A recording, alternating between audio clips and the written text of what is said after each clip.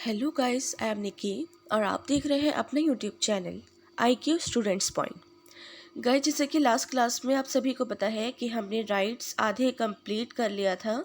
सो आज की क्लास में हम अपने राइट्स को, अधिकार को पूरा कंप्लीट करके इस यूनिट को फिनिश कर लेंगे। ठीक है। सो जब आप राइट्स के नोट्स बनाएं तो इससे पहले वाली वीडियो भी ज़रूर देखें, क्योंकि आप फिर राइट्स पर नोट्स नहीं बना पाएंगे। सो बिना लेट करे स्टार्ट करते हैं। So let's start. हमने उसमें मीनिंग पढ़ा था और अवधारणाएं पढ़ी थी, कॉन्सेप्ट्स पढ़े थे। इस क्लास में हम सिद्धांत पढ़ेंगे। ठीक है, उनके थ्योरीज जो हैं, जो हमारी नेचुरल थ्योरी है और हमारी लिबरल थ्योरी है, मार्क्सवादी थ्योरी है, वो सारी थ्योरीज हम इसमें पढ़ेंगे। ठीक है, तो सबसे पहले हमारी आती है प्राकृतिक अधिकारों का सिद्धांत, नेचुरल राइट। ठीक है, इसमें जो है हमारे नेचुरल राइट्स में कुछ फिलोसफर्स हैं, उन्होंने कुछ और तरीक़ों से इसको बताने की कोशिश करी थी। ठीक है, तो सबसे पहला है हमारे हॉब्स के विचार। हॉब्स के विचार बोलते हैं कि नेचुरल राइट के रूप में हॉब्स ने इंसान को एक मतलब इंसान को बिल्कुल नेचर से जोड़ दिया कि हाँ, कि चलो ठीक है। जैसे आप लोग सबको पता है कि जो हमारे साइंटिस्ट होते हैं वो मैक्सिमम नास्तिक होते हैं, वो किसी भी तरीके के ईश्वर पे, अल्लाह पे, भगवान पे बिलीव नहीं करते हैं। वो कहते हैं जो चीज़ होती है सिर्फ साइंस होती है। तो आप लोग एक उसमें से एक ऐसे फिलोसफर भी निकले, उनका नाम था हॉब्स, जिन्होंने इंसान को एक नेचर से जोड़ा कि हाँ, जो इंसान आया है वो नेचर से ही आया है, जिसका मतलब है कि मनुष्य की प्रकृति की रक्षा हो और वो मनुष्य के प्राकृतिक अधिकारों की रक्षा हो। प्राकृतिक अधिकार क्या हो सकते हैं? ठीक है, कि ये मैंने आपसे क्वेश्चन पूछा, अब इसी क्वेश्चन का जवाब मैं आपको दूंगी। जैसे जीने का अधिकार है, आप बाय बर्थ ही सांसें लेते हुए आते हो। अगर आप सांसें लेकर नहीं आओगे तो आप जिंदा पैदा नहीं होगे। तो दुनिया में जन्म लेते ही आपके राइट्स आपको मिल जाते हैं, चाहे वो प्राकृतिक अधिकार हो या फिर मैन मेड राइट्स हो, कुछ भी हो, तो वो आपको मिल जाते हैं। ये वाली बात पहले के टाइम पे ऐसी नहीं थी। ठीक है, तो हॉब्स ने कहा कि प्राकृतिक अधिकार, भैया मैं ये मानता हूँ कि इस संबंध में प्राकृतिक अधिकार जस्ट नेचुरली उनको बोला जाता है कि सिर्फ ये नेचुरली ही है, इनको मैन मेड तरीके से या फिर इंसान का हाथ इसके अंदर नहीं आया है। ठीक है, हर इंसान को स्वतंत्रता दी गई है, जिसकी वजह से इंसान अपने प्राकृतिक और जीवन के रक्षा के लिए या फिर अपनी पावर्स को सेव रखने के लिए राइट अपने पास रखता है कि भाई हाँ, उसको ये वाली चीज़ का है कि उसके पास सिक्योर है वो चीज़ कि मुझे जीवन जीने का अधिकार दिया गया है। अगर आप लोगों को या हम सबको जीवन जीने का अधिकार नहीं दिया जाता तो स्टूडेंट्स, हम लोग जीवन जीने के अधिकार के लिए भी पहले हमें ये परमिशन लेनी पड़ती, हमारे जन्म से पहले हमारे पेरेंट्स को परमिशन लेनी पड़ती कि अगर बच्चा हुआ और अगर ज़िंदा हुआ तो उसको जीवन जीने का अधिकार होना चाहिए। क्योंकि मैक्सिमम बच्चे ऐसे भी होते हैं जो बाय बर्थ ही मरे हुए पैदा होते हैं। तो वो, अगर इन्होंने, हॉब्स ने बोला कि अगर ऐसा नहीं होता, जो हमें नेचुरल राइट्स ऊपर से ही नहीं मिलकर आते, तो भाई हमें फिर दुनिया में आकर इनसे परमिशन लेनी पड़ती कि क्या हम सांस ले सकते हैं या नहीं ले सकते हैं। ठीक है, तो उन्होंने फिर आगे ये बोला कि इसका जो मैंने पूरा रिजल्ट निकाला है वो ये है कि व्यक्ति वो हर काम कर सकता है जो उसके निर्णय में और उसके विवेक के अनुसार हो और उसके जीवन की रक्षा का सबसे पहला अधिकार माना जाता हो। कि इंसान, हम लोग, आप सब, हम वो सब काम कर सकते हैं जिसका हमारी ज़िंदगी में एक तरीके से निर्णय हो कि डिसीजन मैंने ले लिया कि हाँ, मुझे ये करना है तो करना है। क्योंकि हमें स्वतंत्रता भी तो दी गई है ना। अब स्वतंत्रता दी गई है तो भाई उसके साथ लिमिटेशंस है, लेकिन स्वतंत्रता है कि मैं कुछ भी कर सकती हूँ, किसी का भी गलत इस्तेमाल नहीं कर सकती या किसी को चोट नहीं पहुँचा सकती। तो उस सब के लिए, उस सब को छोड़ के जो मेरे राइट्स हैं उनसे मुझे स्वतंत्रता मिलती है।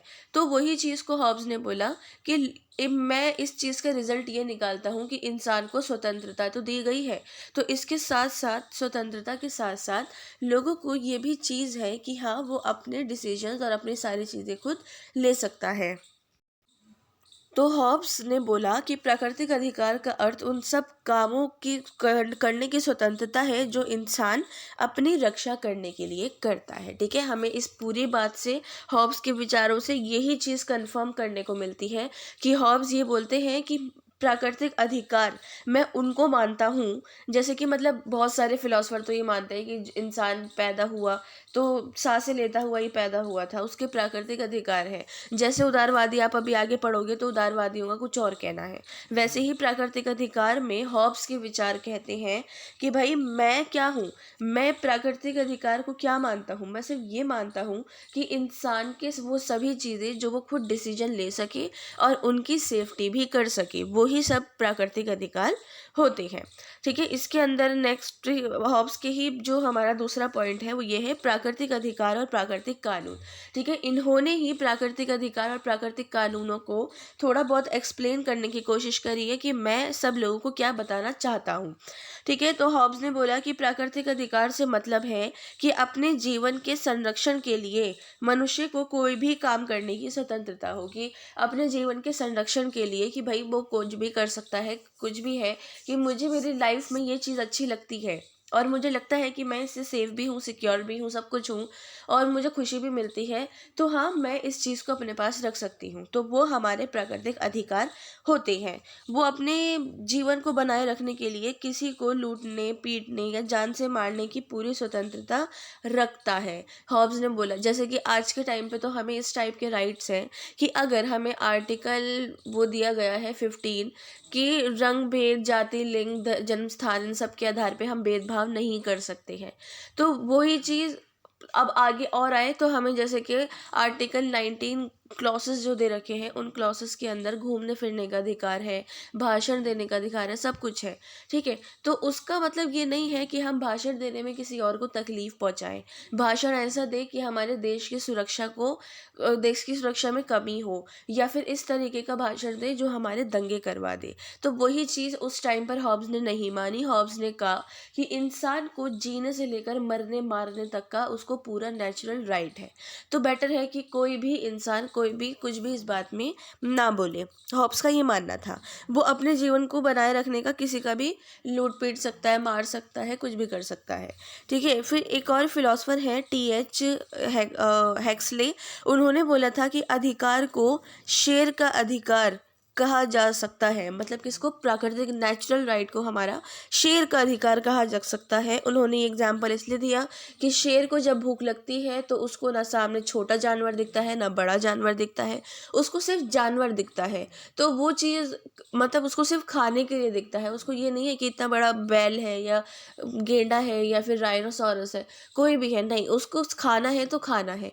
वही चीज़ को इन्होंने हमारी ज़िंदगी मतलब नॉर्मल लोगों की ज़िंदगी में इम्प्लीमेंट किया और ये कहा कि आप लोग भी प्राकृतिक अधिकारों को शेर का अधिकार ही समझो, कि अगर आप लोगों को कुछ करना है अपनी मर्जी से और सामने वाले को कोई प्रॉब्लम हो भी रही है तो डजेंट मैटर, आप लोगों का इसमें कोई भी प्रॉब्लम नहीं है। लेकिन उन्होंने आगे ये बोला कि ये मतलब एक तरीके से इससे जीवन जो है हमारा असुरक्षित भी हो जाता है, क्योंकि ज़रूरी नहीं है कि हम अगर किसी को मारने का सोचें तो हो सकता है कि अगले 10 लोग हमें मारने का सोच रहे हों, तो वो प्राकृतिक अवस्था में आपकी सुरक्षा नहीं बनती है और वो जो है हमारे उससे बचने के लिए हमें प्राकृतिक कानून चाहिए होते हैं। ठीक है, कि प्राकृतिक कानून प्राकृतिक अधिकार दोनों में बहुत बड़ा अंतर है, और वो ये अंतर है कि प्राकृतिक अधिकार तो वो हैं जो हमें ये बताते हैं कि मतलब एक तरीके से हम किसी को मार भी सकते हैं, काट भी सकते हैं, कुछ भी कर सकते हैं। वही चीज़ हमारी क्या आ जाती है, प्राकृतिक कानून हमें उन चीज़ों से बचा लेता है। तो फिर आगे मतलब एक तरीके से प्राकृतिक अधिकार और प्राकृतिक कानून में एक छोटा सा निष्कर्ष ये निकलता है कि अगर आप लोग प्राकृतिक अधिकारों का ही यूज़ ढंग से करेंगे तो प्राकृतिक कानून बनाने की कोई ज़रूरत होगी ही नहीं। ठीक है, नेक्स्ट है हमारे जॉन लॉक के विचार। भाई जॉन लॉक तो कहते हैं कि मैं जो प्राकृतिक अधिकार हैं उनको 3 टाइप से रखता हूँ। सबसे पहला कि जीवन जीने का अधिकार इंसान के पास होना चाहिए, स्वतंत्रता का अधिकार होना चाहिए और संपत्ति का अधिकार होना चाहिए।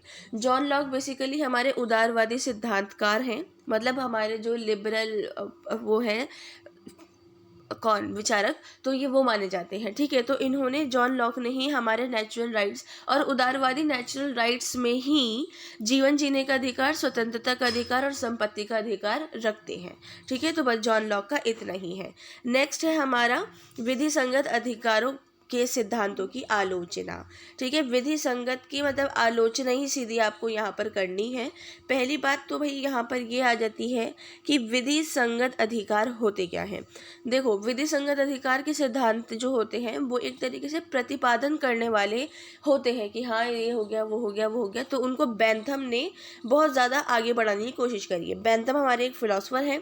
तो बेंथम क्या बोलते हैं, वो कहते हैं कि प्राकृतिक अधिकारों की कल्पना का भी मैं विरोध करता हूँ। उन्होंने कहा कि प्राकृतिक अधिकार की धारणा जो है वो एक अलंकृत शब्दावली के अलावा और कुछ भी नहीं है, कि बस प्राकृतिक राइट, नेचुरल राइट्स को हमने लिख के छोड़ दिया कि हाँ हमने कॉपी में लिखा, कॉन्स्टिट्यूशन की बुक में लिखा, सब जगह लिख दिया कि ये हमारे प्राकृतिक अधिकार है।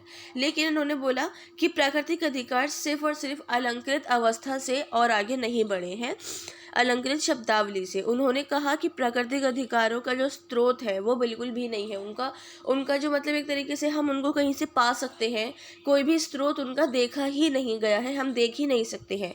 उनका एकमात्र स्रोत बस राज्य ही होता है। अब राज्य इंसान को क्या क्या राइट्स देता है वो राज्य पर डिपेंड करता है। राज्य इन द सेंस यहाँ पर गवर्नमेंट को बोला जा रहा है। ठीक है, तो इन्होंने कहा कि जो राज्य इंसान को राइट्स देंगे वो ही हम नेचुरल राइट के रूप में मान सकते हैं, क्योंकि इन्होंने बोला इंसान प्राकृतिक अधिकारों में ज़्यादा से ज़्यादा जीवन जीने के अधिकार के अलावा और कुछ भी नहीं लाता है। ये कहते हैं कि मतलब ये जो अभी पीछे मैंने आपको बताया था फिलोसफर जॉन लॉक की, इन्होंने आलोचना करी और बोला कि स्वतंत्रता का अधिकार राज्य जब तक नहीं देगा आपके पास नहीं हो सकता है। और रही बात संपत्ति की, तो ज़रूरी नहीं है कि हर 4 बच्चों का जो बाप हो वो अमीर ही हो कि वो हर बच्चे को अपनी प्रॉपर्टी दे सके। हो सकता है कि उसके बाद इतनी प्रॉपर्टी हो कि अगर 4 बच्चों में वो उसको बांटा जाए तो वो इतनी से निकल कर आए, तो वो वाली चीज़। लेकिन उस चीज़ को उदारवादी नहीं मानते। वो कहते हैं कि हर इंसान को उसकी सेपरेट संपत्ति रखना उसका प्राकृतिक अधिकार है।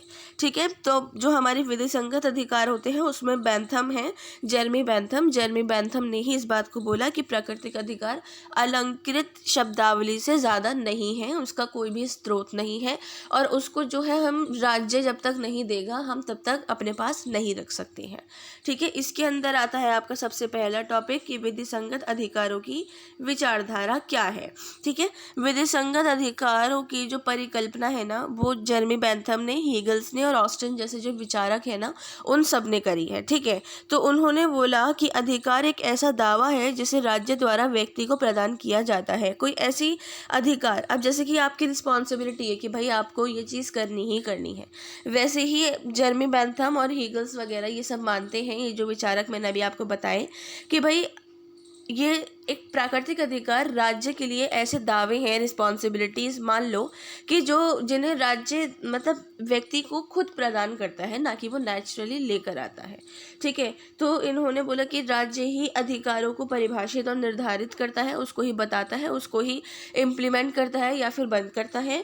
राज्य ना तो राज्य से पहले और ना ही राज्य के बाद हो सकता है। मतलब राज्य हमारा होता है कंट्री। पॉलिटिकल लैंग्वेज में, पॉलिटिकल साइंस में राज्य जो होता है हमारा पूरी कंट्री को बोला जाता है, लेकिन वैसे नॉर्मली राज्य स्टेट को बोलते हैं। ठीक है, तो ये बोला जा रहा है कि अगर कंट्री नहीं होगी, लोग नहीं होंगे तो कंट्री कैसे बनेगी, और फिर कंट्री नहीं होगी तो अधिकारों का मसला ही नहीं है, कोई अधिकारों की प्रॉब्लम ही नहीं आती है। तो उन्होंने बोला कि कंट्री ना तो राज्य से पूर्व है, मतलब ना राज्य से पहले आती है ना राज्य के बाद आती है। जब तक राज्य नहीं बनेगा, समाज के लोगों से, हम लोगों से ही तो बनता है। और समाज जब, अब जैसे कि मान लो कि हम दिल्ली में रहते हैं, बहुत सारे बच्चे महाराष्ट्र में, तमिल में, और ऊपर चले जाओ कश्मीर में, इधर उधर रहते हैं। अब आपका क्या, आपको किस जगह से जाना जाता है वो डिपेंड करता है। अब अगर पूरे इंडिया में से स्टेट्स को हटा दिया जाए तो लोग कैसे जानेंगे कि भाई मैं इंडिया में रहता हूँ, तू भी इंडिया में रहता है, अब कहाँ रहता है, वो चीज़ मेन आ जाती है। तो ये वाली चीज़ बताई जा रही है। दूसरी बात, तीसरी बात बोली कि राज्य ही अधिकारों का स्रोत है।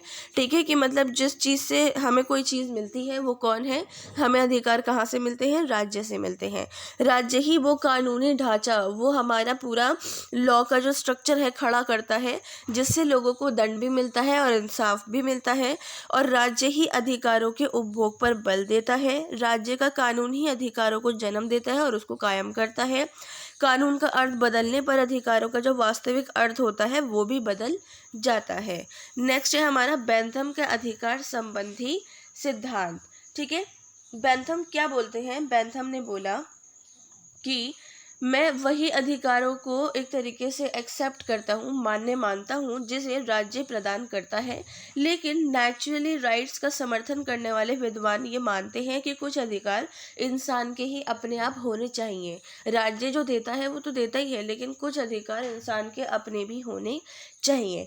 ठीक है, दूसरी बात बेंथम बोलते हैं कि अधिकारों के सिद्धांतों में कुछ विरोध भी मैं ये मानता हूँ कि एक तरफ तो राज्य के माध्यम से व्यक्ति के अधिकार पर अंकुश लगा दिया जाता है, वहीं दूसरी तरफ व्यक्ति की सुरक्षा के लिए संपत्ति के अधिकार में मुआवजे की बात करता है।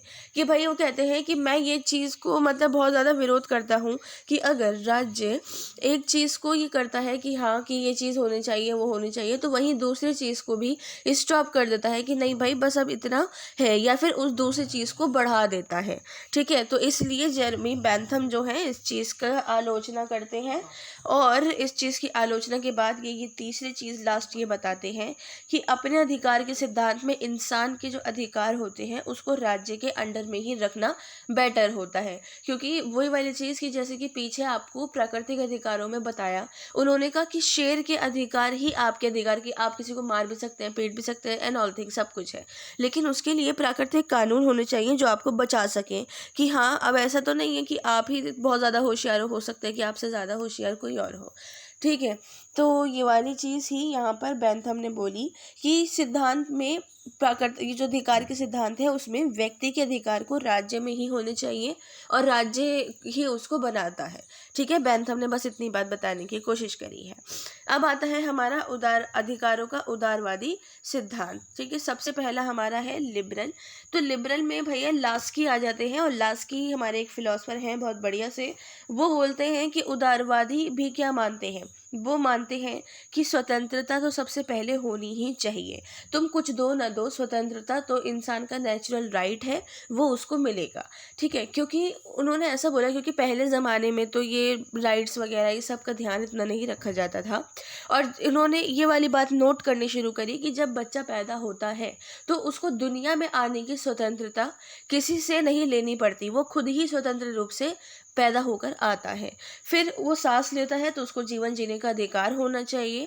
एंड तीसरी चीज़ कि उसको संपत्ति का अधिकार होना चाहिए, क्योंकि वो लोग ये कहते, उनका ये मानना था, उदारवादियों का ये पुराने टाइम से ही मानना है कि अगर इंसान के पास कुछ एक वक्त घर पे खाने को हो या ना हो, लेकिन उसका सर पे छत होनी चाहिए कि वो अपनी इस बेबसी को अपने ही नज़रों में छुपा सके। अगर वो बाहर रहेगा कुछ और करेगा तो सब देखेंगे कि भूखा बैठा है, ये है वो है। तो उन्होंने संपत्ति के अधिकार को इसलिए इम्पोर्टेंट माना है उदारवादियों ने। नेक्स्ट है अधिकारों का नैतिक सिद्धांत। ठीक है, नैतिक सिद्धांतों में एक मोरालिटी वाली बात आ जाती है, और मोरालिटी की बात हो और टी.एच. ग्रीन यहाँ पर ना हो तो बहुत बड़ी बात होती है।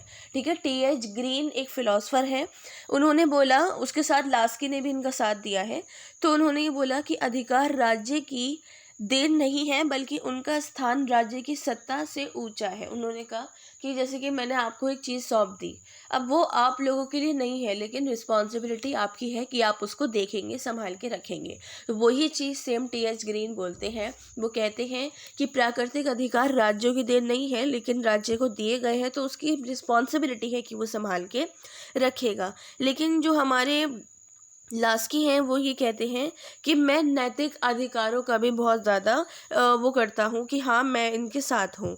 वो कहते हैं कि ऐसी जो अधिकार हैं उनको परिभाषित नहीं किया जा सकता, बट अब परिभाषित नहीं किया जा सकता तो मैं समझाती हूँ आपको कि वो बेसिक अधिकार होते क्या हैं।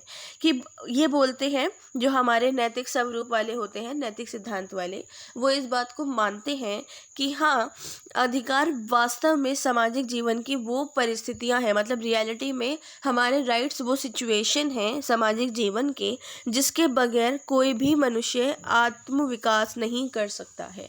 कि मतलब राइट्स, अब चाहे वो प्राकृतिक हो या फिर हमारे मैनमेड हो, कैसे भी हो, राज्य ने दिए हों, लेकिन अगर वो नहीं होंगे तो उसके बगैर इंसान, कोई भी इंसान अपना डेवलपमेंट नहीं कर सकता है।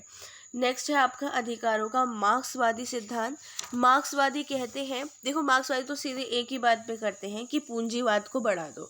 अब पूंजीवाद को बढ़ाने के लिए वो कहते हैं कि राज्य का हस्तक्षेप होना चाहिए, कि राज्य जो है वो उसमें इंटरफेयर नहीं करेगा। तो मार्क्सवादी विचारकों ने इस चीज़ पे फोकस करा और बोला कि पूंजीवादी व्यवस्था का जो जन्म है ना, वो औद्योगिक क्रांति के बाद मुक्त बाजार अर्थव्यवस्था की मांग से हुआ था।